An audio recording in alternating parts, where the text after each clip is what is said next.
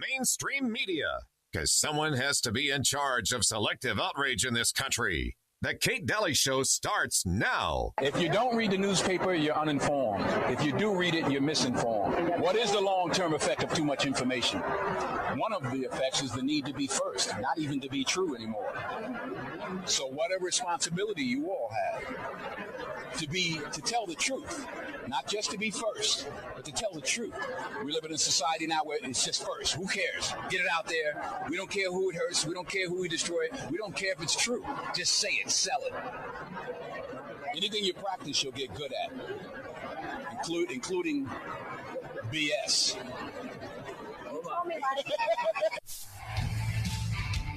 Hi there. Welcome back. Kate Daly Show. Big thank you to Lara Logan for coming on. And I like Lara because she will express her own views and not be afraid to do that. And whether you agree or disagree, it doesn't matter. When you have a journalist, an actual journalist that will say, well, this is how I feel. This is how I view it. This is how I see it. I like that. And it doesn't matter whether you agree completely or not. It's about not being part of the chorus of one voice, which is most of mainstream media is all one voice, one point of view, one look at things. And I like it when people say, I just want to tell you how I feel. And about it after living it or after being there. This is my viewpoint, right or wrong. It's owning the viewpoint instead of being part of that chorus of voices. So there's a couple of things I want to talk about. I want to hit on real quick. You know, it's funny. I talked about. I'll do this real quick. I talked about rapid radios on, I think it was Friday, and I said, this might be a good item to have in your go bag. And it was funny, I got this email, and this email was so angry at me for talking about rapid radios because they said, well, it's a scam. And I said, well, a scam means that you are going to pay for something and not get it at all. You're not going to get anything. It's going to be, awful, whatever.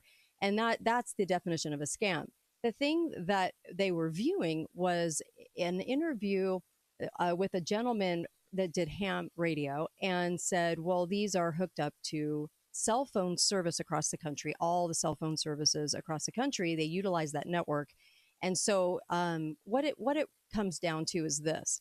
It's not a scam. It's just utilizing the cell phone network. Not everyone's going to be a ham operator, okay? A ham radio operator. So because of that, this is an option where it does utilize the cell phone infrastructure, but you can actually radio somebody in Florida and have it work if their particular cell phone coverage is down, like if you're with Verizon or AT&T or whatever, and then you jump to another network on these radios because these radios will do it for you and you can talk. So it provides the service it says it provides. It's for those people that I know are not going to become a ham radio operator, because of course that would be the best. But man, they were so mad at me. I'm a sellout because I talked about rapid radios, and it was like, well, why would that be? This is just another option utilizing the cell phone network. Okay. That is handy in an emergency because you can radio somebody and pick up one of the various networks, even though you might not be on it with your cell phone, or if your cell phone coverage is out. Okay. This provides this opportunity with this kind of service. You can choose to do that or not. So most of the time when you pick up walkie-talkies, you have like a 16-mile radius or a 30-mile radius. And this is coast to coast or global, and you can choose to do that or not. It's just so funny to me how people respond to things. And I give people options on the show, and I talk about different things. And you go do your own homework and figure out if that works for you or it doesn't work for you. But I am a realist, and I do know that most people are not going to undergo the education to be a ham radio operator, even though that would be the best scenario. So there you go. Anyway, you should see my mailbag sometimes. It's really a bag of mixed viewpoints and mixed everything, as you can imagine. I get accused of so much stuff, and I'm like, I'm just out here trying to tell the truth. Hi, caller. Welcome to the show. Go right ahead. Hi, Kate. Yeah, hi. The rapid radios. Yeah. I bought 4 of them. Yeah. We're three of us out here in Southwest Montana, and then our other daughter back in Chicago. Yeah. And we tried them and used them, and they work. Yeah. Now there are some limitations to them in terms Mm-hmm. of you're allowed like 60 seconds Right. of conversation, and then basically you got to reboot the thing or whatever. Right. And the only other drawback is that you have to keep them. You can't contact somebody Yeah. if their phone's not on. Right. Right. You have to have them both on. So Yes. So, you have to yeah. have them both on, and Yeah. that Which requires makes a sense. little common sense on both Mm-hmm. sides. Where Right. okay, the cell towers are out. Let me turn this thing on and see Yeah. if I can get a hold of my family right. member. Outside of that, Thank you. Yeah. I recommend them. Okay, thank you. I appreciate it. I don't get anything for talking about rapid radios because they don't even have a program, like an affiliate program. Okay. I was just mentioning it as an option because a lot of people are not going to become ham radio operators. So, and I would encourage you to become one, but there you go. Most people aren't going to, and I'm just a realist. So there you go. Another one was the Abercrombie. This was a big story today in the news. Was the Abercrombie sex trafficking? That's an interesting one because you probably could have guessed that a lot of these different companies maybe have been involved in some things. You think? I think it's funny that for a long time, the Q postings were bringing up the fact that we have a lot of pedophiles and a lot of sex trafficking throughout the country. And that was correct, as you can probably see. This was former Abercrombie and Fitch CEO Mike Jeffries and two others were arrested today as part of a criminal sex trafficking investigation by the FBI and federal prosecutors in Brooklyn. One of the things I can guarantee you is that the people that are above him in these child trafficking rings will never be discussed or talked about because that's how it works. They take down the low level people, not that he didn't do the damage because he probably did, but just saying that they'll never talk about the bigger rings, the ring leaders. Okay. And so it will always be it's the Harvey Weinsteins and all of these different people that they collect, right, and prosecute, and then everybody thinks the problem is done away with and gone, but it's not because they never go after the real head honchos, and those people land squarely in Hollywood and of course politics. Isn't that scary? I think it's scary. Yeah.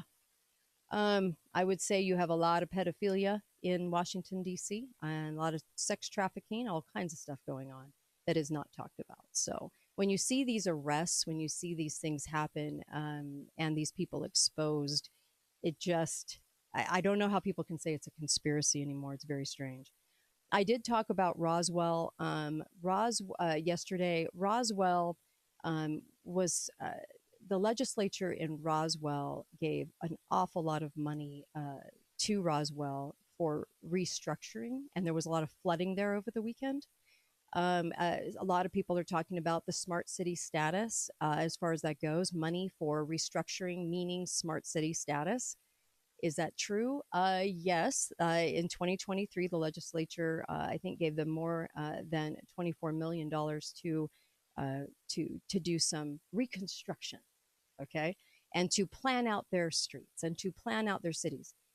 So here's the big question you're probably wondering. So when we're looking at cities that have floods that they haven't had in 100 years, are these floods happening with then money coming in to build up smart cities? It's possible. I say we keep track, and I say we really look at the reconstruction of these cities, especially in North Carolina, and we look at the restructuring of the city in Hawaii. We also really keep your eyeballs on that. It's not. It's actually you're thinking outside the box when you realize, hey, a lot of these smart cities might be coming to pass. That city has about 50,000 people. And so to get an awful lot of money for the restructuring was questionable. Why? Why them? Why that? But I'm just telling you that, yes, I keep my eyeballs on all of it. And we'll have to see on that one. It's really hard to prove that. When I was talking about, here's another one. When I was talking about Blovid, I call it Blovid because it blows, the lie blows.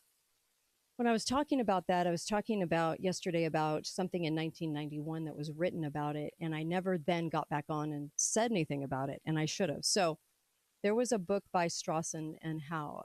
Strauss and Howe wrote The Fourth Turning. They've written a lot of books on generations, covering Generation X, Generation Y, Generation everything. The boomers, they're very famous for that. These two are also, I think, very much entrenched into the CIA intelligence network as well. Okay, I'll throw that out there. When I was looking at their bios and backgrounds, that's what I felt was coming out of those two, Strauss and Howe. They wrote a book back in 1991, and it was called Generations, The History of America's Future, from 1584 to 2069. 1584 to 2069. And the prelude page on page 15, so you can get the book and you can fact check me. It said, no one, for example, can foretell, this was written in 1991, okay? No one, for example, can foretell this specific emergency that will confront America during what we call the crisis of 2020. Yeah. Nor, of course, the exact year in which the crisis will find its epicenter, but they did call it the crisis of 2020. And what do we claim our cycle can predict? That during the late 2010s or early 2020s, American generations will pass deep into a crisis era constellation and mood, and that as a consequence, the nation's public life will undergo a swift and possibly revolutionary transformation. Today on the news, all you're hearing about is monkeypox. They changed it to MPOX because it's a little more palatable, because they were getting ripped to shreds for their monkeypox. And that leads me to some information on Dr. Wen that I can come back and give you. Do you remember Dr. Wen? She was the CNN spokesperson and the Today Show and all the other shows and telling everybody they had to get the shots. Anyway, there's some information on that when I come back. But I just wanted to mention this Strauss and Howe book. It's called Generations, The History for America's Future, 1584 to 2069. How could they get that right? How do you think they could get the crisis of 2020, where a revolutionary transformation takes place? And now they're still pushing the shots. They're still pushing flu shots. They're still pushing all of their crapola in people's faces. And now MPOX, which is the exact same symptoms over and over again, the exact same symptoms. And I think the flu shot, the COVID shot, whatever that is, it's all the same, as Judy Mikovits pointed out on our show numerous times. If you fall for this again, that's on you. That's on you. That's your own intellect, your own stupidity. If you fall for these shots again, I don't know if there's any saving you at this point. It's all out in front of you, all the proof of what happens when you take the government shots. Be right back. Kate Daly Show, KateDalyRadio.com. Mobility City, Southern Utah's newest mobility equipment provider.